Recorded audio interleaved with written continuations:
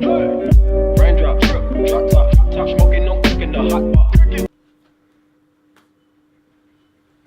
Hi, I'm Zoe and this is Em, and today we're doing a segment called Deep Intoxication.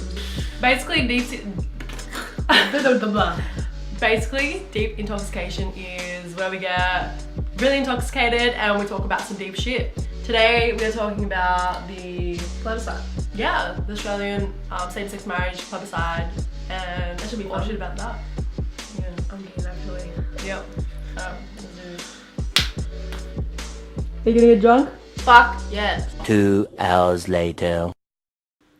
We're back. We're back. We're feeling good. So we're going to talk about same-sex marriage plebiscite. So what we're first going to talk about is what we're first going to talk about is what a plebiscite.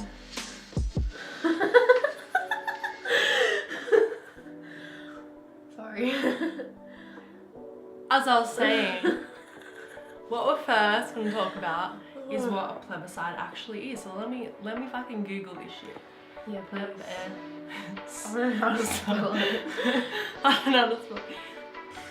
Okay, the dictionary on Google, when you Google it, it says a plebiscite is the direct vote of all members of an electorate on an important public question such as a change in the constitution, aka same-sex marriage.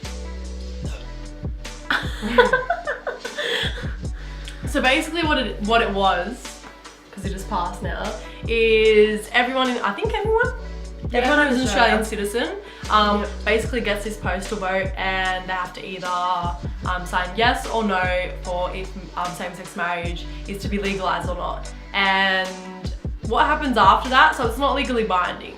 So if it is a yes vote, which it was a yes vote, it's not legally binding. So that doesn't mean that same-sex people can get married.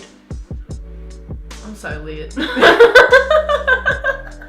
It's like, what the fuck is going on, Emma? I feel like we should have said all the information before we got drunk. Alright, let me have a look at the costs associated. I think it was like billions, wasn't it? Yeah. That's fucking ridiculous. I'm typing it. How much did the plebiscite cost? Okay, so it cost for this plebiscite that nobody wanted, not the yes voters, not the no voters, nobody fucking wanted it. Guess how much it fucking cost us? $525 million motherfucking dollars. Like, are you serious? Why do you have to spend that money when you can spend that money on education, you can spend it on roads, you can spend it on so many other things, but you choose to spend it on something that nobody wants? Dude, there's a fucking pothole that I want them to fix, but they haven't fixed it yet. See, the money could have gone to the fucking pothole that Zoe wants fixed, alright? Yeah, exactly. Fucking government. Yeah, it's ridiculous. I think that Malcolm Turnbull, which is our Prime Minister, basically he should have sucked it up and been like, okay, all these other countries are legalising same-sex marriage, and he should just be aware of the country and be aware that people actually want this. And keeping up with the times should make him think that, okay, let's legalise this. Instead of spending $525 million on a fucking plebiscite that doesn't even mean shit. Yeah, I agree. I mean, a lot of people do want it, but not enough to be like, we should do a plebiscite. I don't think. But nobody, the yes voters and the no voters both didn't want it. Yeah. Nobody wanted to spend this money except Malcolm Turnbull. And It was just to delay it more, I feel. yeah, I guess so. Yeah. So basically, long story short, $525 million was not worth it. No.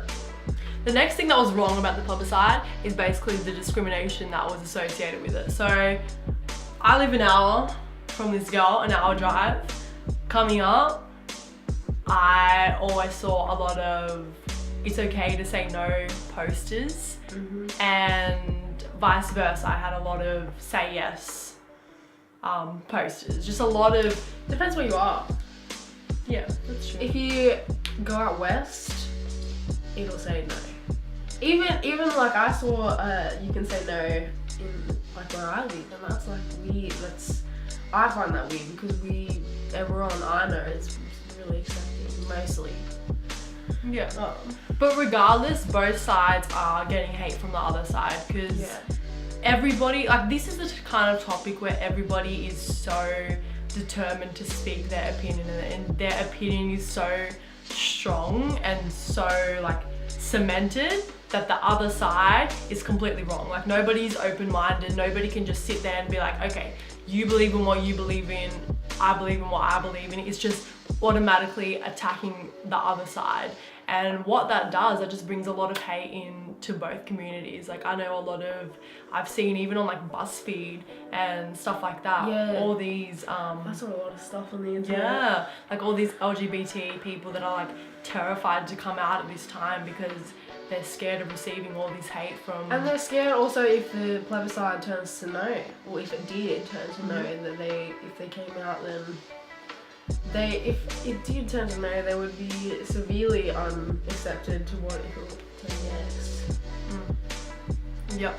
Well, it did turn yes, but... Yep. I'm drunk, I don't know what I'm talking about. And there's all like the advertisements for both sides. Like whatever side you're on, you're gonna feel like shit when you see the other side's advertisement. So basically all it brought out was hate. There was no love, there was no like acceptance for it. It just brought out the hate in people and the hate that they had for the other side. So I personally don't think that it was a good thing at all to do it that way. Yes, it did validate that Australia wanted to say yes in regards to same-sex marriage, but was it worth it with all the discrimination, with all the costs, with everything like that? And my answer is no. No, I don't. I agree with you. I think 5.25 million is fucking ridiculous, honestly. For something that's just love. Like people will say, ooh, lead on to different things, but it's just marriage. My thing is, okay, if people say that, I'm gonna be who I am, regardless of if I can marry you or not. It's not going to get rid of the fact that you're my girlfriend and you're always gonna be that. Regardless of if I can marry you or not, I'm still gonna feel the same way towards you. That's not gonna diminish my love for you or anything like that. So, but yeah, so I don't really understand, like if you're gay or if you're part of the LGBTQ community, you don't have to be, like a person outside that doesn't have to be that to accept that and let people basically just do what they want to do. It doesn't have to affect you. You can do whatever the fuck you want in your life. You can not be around any of those people in your entire life. That's completely your choice. But depriving somebody else, that's what the problem is. Let's talk about my all-time favorite, Penny Wong. Let's talk about Penny. Love Penny. Love you, Penny. If you're watching this, like, God bless you. You're an love angel. you, beauty child. Okay, so Penny Wong is herself a gay woman, and basically she was in... I'm not sure, but she was in a party with... Labour Party or Liberal Party? Let's figure this. Let's figure this shit out. Love you, Penny. Yeah, love you, Penny. Let's put that in the video. Love you, Penny. Love you, Penny. I feel like I need to drink more. Go have a drink. Go, I'll sit here. She was Okay, in that party so with Penny everyone. Wong was in the Labour Party, and essentially she's been there since, fuck, I need to do my research before. Okay, so she's been in the Senate since 2002, so quite a long time, and basically she stuck it out even though the Labour Party was initially against same-sex marriage. She basically stuck it out, and now she's getting it. Yeah, so the plebiscite was in favour of same-sex marriage, and they are currently in Parliament basically talking about same-sex marriage and talking about legalising it. But she's absolutely amazing, and she's so articulate and amazing with her words, and she's so educated, and that is a woman that I am proud to watch and proud to listen to and proud to have a woman in Parliament that is like her, instead of looking at people like Pauline Hanson. Yeah, it's not very nice. Penny Wong, we love you. Love you, Penny. From all the gays around the world, especially in Australia. Especially. Love ya. Did you see that Austria just legalised gay marriage? No. Yeah, they did it today. See, fucking Austria's done it, I fucking know. Germany's done it, fucking lots of countries have done it, and we're like still here in fucking... I honestly thought we'd follow suit right before, right after United States. Yeah, because Australia and New Zealand as well, which is our basically neighbouring country, they brought in the right for women to vote very, very early in terms of the world. And now, like, for us to be so far back in terms of legalizing same-sex marriage is really weird. I don't understand why we're so far back when we were so far forward initially. Yeah. I did see a video of people interviewing New Zealand people, and they were all saying how legalizing marriage was such a good step forward and how it didn't really change anything major. It doesn't. Made everyone more happy. It doesn't affect anything unless you're in a same-sex marriage. Like, for people that are against it, it doesn't really affect you. You don't have to go to same-sex marriages. You don't have to go to same-sex weddings. You don't have to see same-sex You don't need to marriages comment on it at all. Legit, the only people it fucking affects is people in same-sex marriages. Yeah. And like, okay, I'm the type of person that's like, you are entitled to your opinion, and we live in a country where we are able to have our opinions, and that's fine. If you're a no voter, that's absolutely fine. But like, think to yourself, is this actually affecting me? Is this actually, like, this is depriving somebody of something amazing, of love. It's not hate, it's not this horrible crime. Like, I'm still gonna love her regardless, but being able to be married to her is showing her my, basically just wanting to be with her forever. That's the ultimate signifier of that. Okay, the next thing we're going to talk about is basically what's happening now, like right at this current time. So let's have a look at like our fucking BuzzFeed shit. Okay, so there was 43. I think it was 43.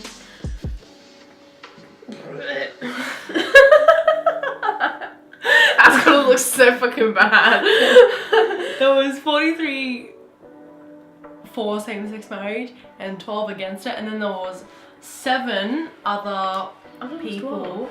No, there was 7 others that were absent from the chamber for the vote, including our favourite Pauline Hanson, bitch. Can I like Where the fuck edit a were photo of you? her with like her hair on fire?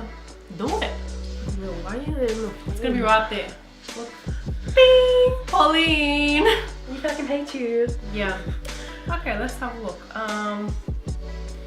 Yeah, so that happened. So what Malcolm Turnbull basically said in, I don't know if it was an interview or if it was actually in Parliament, but basically he said that he wanted to approve same-sex marriage before Christmas, and it's the 6th of December. So things are happening very, very quickly. Yes. And I'm really, really excited.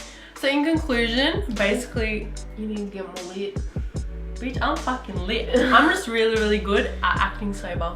She's really good at it. I'm really good. So basically, in conclusion, all I want to say is that I'm really, really hopeful that this is gonna get approved and it's gonna be in a really, really good position for all of us. Just love everybody, and the world will be a much more peaceful, a much more vibrant, a much more just fucking happy place to be. That is my word of wisdom for whatever you believe in.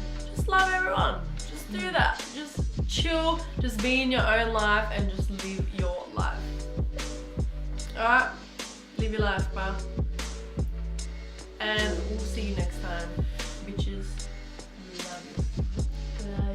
Love you, Pennywong. Love you, Pennywong. Yeah, Fucking hate to Pauline Hanson. Pennywong, shout. Pennywong, shout out. Ugh. Shout out, bitch. History in the making. I declare the question resolved in the affirmative. That's it.